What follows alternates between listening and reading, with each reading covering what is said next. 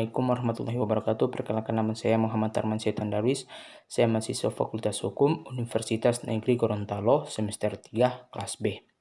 Di video kali ini saya akan membahas sedikit mengenai faraid dan kompilasi hukum Islam. Faraid dalam kompilasi hukum Islam yang mengatur mengenai kewarisan terdiri dari 23 pasal. Mulai dari pasal 171 sampai dengan pasal 193. Sekedar perbandingan antara fikih faraid menurut apa adanya dengan kompilasi hukum Islam pada umumnya. Pada pasal-pasal kompilasi hukum Islam tentang kewarisan sudah sama dengan yang terdapat dalam hukum kewarisan Islam atau yang disebut dengan faraid. Dalam beberapa pasal dalam penglihatan sepintas tidak sejalan dengan hukum faraid. Namun setelah didalami dengan sedikit penyesuaian dapat dipahami bahwa pasal itu tidak menyalahi hukum faraid.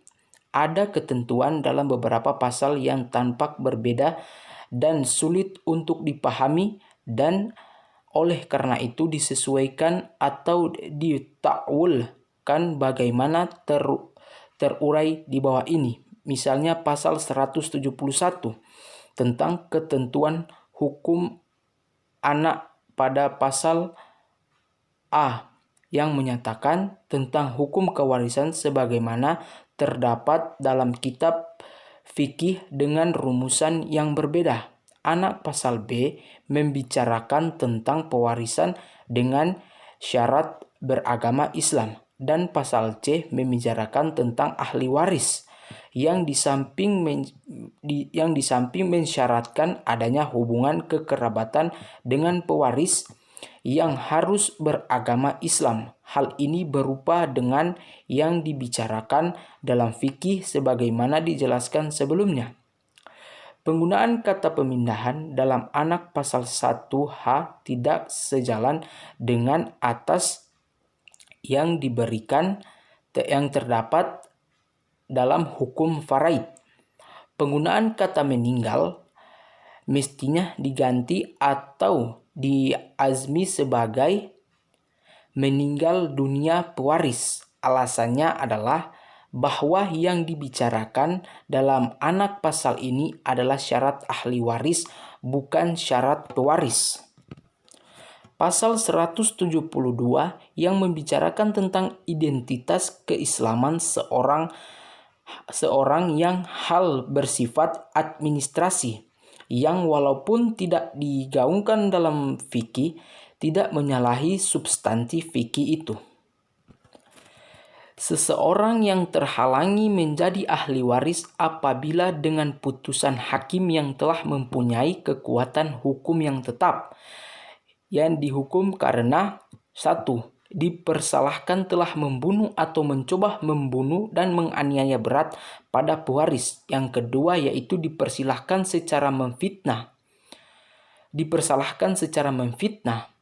telah mengajukan pengaduan bahwa pewaris telah melakukan suatu kejahatan yang dianggap dengan hukuman itu, yang diancam dengan hukuman 5 tahun penjara atau hukuman yang lebih berat.